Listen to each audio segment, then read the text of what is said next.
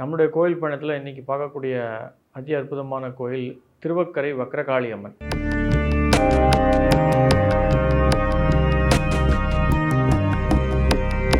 நமஸ்காரம். ரகசிய உண்மை நேர்கள் அனைவருக்கும் என்னுடைய அன்பான வணக்கங்கள், வாழ்த்துக்கள். அடியார்கள் வாழ, ரங்கன் நகர் வாழ, சிறகோப்பந்தன் தமிழ்நூல் வாழ, கடல் சூழ்ந்த மண்ணுலகம் வாழ, மணவாள மாமுனியே இன்னும் ஒரு 100 ஆண்டு வாழியே. காளி அப்படின்னு சொல்லிட்டாலே உக்ரமான தெய்வம்னு எல்லாருக்கும் தெரியும். ஆனால் திருவக்கரை வக்ரகாளி அம்மன் வந்து உக்ரமாக இருந்தாலும் ரொம்ப அருள்களை கொஞ்சமும் குறைவில்லாமல் உச்சமாக அளவில் கொடுக்கக்கூடியவள் தான் இந்த திருவக்கரை வக்ரகாளி அம்மன். இந்த கோயிலுடைய வரலாறு அப்படின்னு நம்ம சொல்லணும் அப்படின்னா,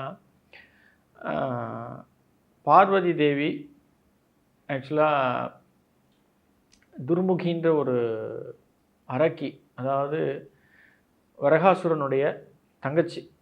அந்த தங்கை தன்னுடைய அண்ணன் கொல்லப்பட்டான் அப்படின்ற ஒரு விஷயம் கேட்ட உடனே எல்லா தேவர்களையும் அழிக்கிறதுக்கான காரியங்கள் செய்ய புறப்படும் போது பார்வதி தேவி உக்ரம் கொண்டு அந்த துர்முகியை அழித்து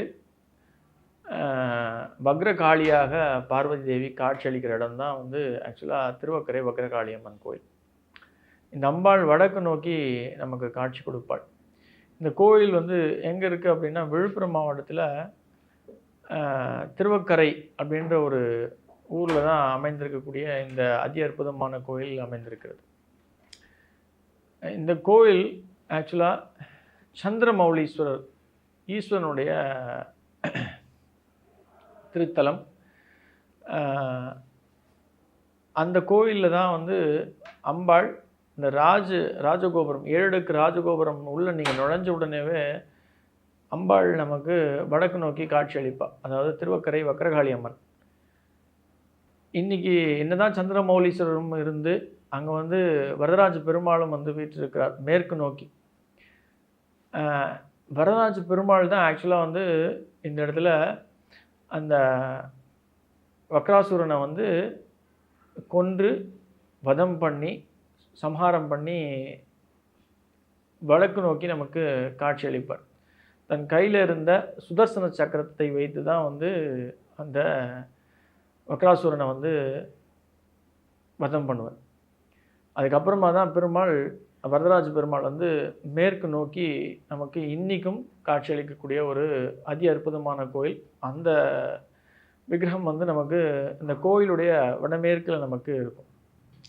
அவரை பிரதர்ஷனம் பண்ணி வந்து தான் நம்ம வந்து அம்பாளையும் பார்ப்போம். ஆக்சுவலாக நம்ம கோயிலுடைய பிரகாரத்து உள்ள நுழைந்த உடனேவே நமக்கு வடக்கு நோக்கி காட்சி அளிக்கக்கூடிய வக்ரகாளி அம்மன். இந்த கோயிலுடைய தத்ரூபமே எங்கே இருக்குது அப்படின்னா, நான் ஏற்கனவே சொன்ன மாதிரி இந்த துர்முகி வந்து ஆக்சுவலாக வதம் பண்ணுறதுக்கு முன்னாடி பார்வதி தேவி வந்து இவ வந்து கர்ப்பிணியாக இருப்பார். அந்த சிசு வந்து துர்முகியுடைய வயிற்றில் வீற்றிருப்பதால் இவளை எப்படி நம்ம வந்து சம்ஹாரம் பண்ணுறதுன்னு யோசிப்பா பார்வதி தேவி, அந்த வக்ரகாளி. அப்போ தான் கையில் இருந்த தன்னுடைய அண்ணன் கையில் இருந்த சுதர்சன சக்கரத்தை வைத்து எப்படி வக்ராசுரனை வதம் பண்ணாரோ அதே போல் இந்த துர்முகியுடைய வயிற்றை கிழித்து அந்த குழந்தையை எடுத்து தன்னுடைய வலது காதில் கம்பலில் வந்து மாட்டிக்கொள்வாள். அந்த குழந்தை வந்து எந்த தவறும் செய்யலை, எந்த பிழையும் எந்த பாவமும் செய்யலை. அதுக்கு வந்து நம்ம எந்த ஒரு நஷ்டமும் கொடுக்கக்கூடாது, எந்த ஒரு கஷ்டமும் கொடுக்கக்கூடாதுன்றது அந்த குழந்தையை காப்பாற்றி துர்முகியை பிறகு சம்ஹாரம் பண்ணுவா பார்வதி தேவி. இந்த கதையுடைய விஷயம் என்ன அப்படின்னா, நான் ஏற்கனவே சொன்ன மாதிரி வக்ராசுரன் ஈஸ்வரனுடைய அதிதீவிர பக்தன். தன்னுடைய கழுத்தில் சிவலிங்கத்தை வைத்துக்கொண்டு பூஜை செய்கிறது வந்து ஒரு தினந்தோறும் இவருடைய ஒரு வாடிக்கையான ஒரு விஷயம். அந்த லிங்கத்தை அவர் எப்போ கயிற்றுவார் அப்படின்னா,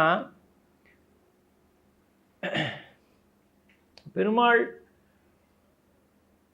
எப்படி வந்து ஈஸ்வரன் தன்னுடைய வரத்தை கொடுத்து தன்னால் எதுவுமே செய்ய முடியாதுன்ற ஒரு நிலைக்கு வந்து விஷ்ணு, அதாவது பெருமாளை வந்து இந்த துர்முகனை வக்ராசுரனை வந்து வதம் பண்ணுறதுக்கு கட்டளையிடுவார்.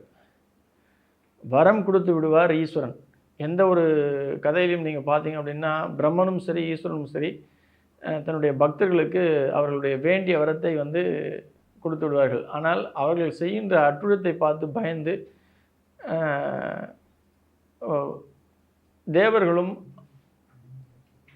ரிஷிகளும் முனிவர்களும் கஷ்டப்படுவதை கண்டு தான் ஒரு காலகட்டத்தில் அவங்க தான் கொடுத்த வரமே தவறுதலாக பயன்படுத்தப்படுகிறதுன்றது தெரிஞ்சு அவர்களை பின்னாடி வதம் பண்ணுறது வழக்கமான ஒரு ஒரு ஒரு உண்மை நம்மளுடைய இந்து மதத்தில் உண்டு. அந்த வகையில் இங்கேயும் இந்த வக்ராசுரன் ஈஸ்வரன்கிட்ட தபஸ் புரிஞ்சு கடும் தபஸ் புரிஞ்சு தன்னுடைய கழுத்தில் லிங்கத்தை வச்சு தான் எப்பயுமே சிவலிங்க பூஜை பண்ணுவார். அந்த லிங்கத்தை தன் கழுத்துலேருந்து எப்போ எடுக்கிறாரோ அப்போ தான் வந்து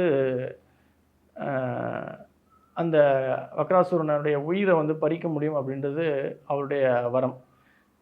லிங்கம் தன் கழுத்தில் எப்பெல்லாம் இருக்கோ எந்த சக்தியாலும் அவருடைய உயிரை பறிக்க முடியாது அப்படின்ற ஒரு வரத்தை ஈஸ்வரன் கிட்ட வாங்கி வச்சிருப்பார். அந்த தருணத்தில் இந்த வக்ராசுரன் இந்த லிங்கத்தை கழட்டி வைக்கும் ஒரு தருணத்தில் தன்னுடைய சுதர்சன சக்கரத்தை வைத்துக்கொண்டு இவர் வந்து பயன்படுத்தி அந்த வக்ராசுரனுடைய உயிரை எடுக்கிறார். தன் அண்ணன் இறந்து விட்டான் அப்படின்ற ஒரு விஷயத்தை அறிந்து துர்முகி அந்த ஊரையே அழிக்கணும்னு நினைக்கும் பொழுது அப்போ தான் பார்வதி தேவி வக்ரகாளியாக உருவெடுத்து அந்த துர்முகியின் குழந்தையை எடுத்து வயிற்றிலிருந்து கிழித்து எடுத்து அதை காப்பாற்றி பின்னர் துர்முகியை வதம் பண்ணுகிறார். இதுதான் இந்த கோயிலுடைய வரலாறு.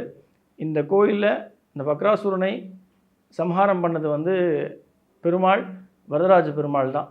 மேற்கு நோக்கி காட்சியளிக்கக்கூடிய வரதராஜ பெருமாள். இந்த கோயிலை நீங்கள் தரிசிக்கணும் அப்படின்னா செல்ல வேண்டிய நாட்கள் அமாவாசை மற்றும் பௌர்ணமி. இந்த 2 நாட்கள்லையுமே காலை நேரம் 12 மணி, அதாவது சந்தி நேரத்தில் 12 மணிக்கும் இரவு நேரம் 12 மணிக்கும் வந்து விளக்கு ஏற்றப்படும். ரொம்ப அற்புதமான ஒரு சகல சக்திகளை உள்ளடக்கிய கோயில் திருவக்கரை வக்ரகாளி அம்மன்.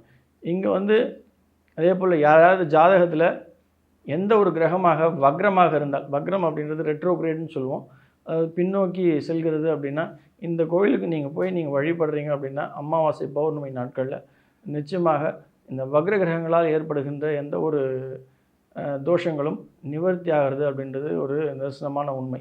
அவ்வளவு சக்தி வாய்ந்த ஒரு பெரிய சக்தி பீடம் வக்ரகாளி திருவக்கரை வக்ரகாளி அம்மன். அம்பாளை அமாவாசை பௌர்ணமியில் நீங்கள் தரிசிக்கிறீங்க அப்படின்றது ஒரு பெரிய ஒரு வரப்பிரசாதமாக அமையும். நன்றி. ஆழ்வார் ஆச்சாரியன் எம்பெருமானார் ஜி திருவிலே சனம் நாள் பிச்சக்குலிங்கம் திருவிலே சனம் சனம் சனம்.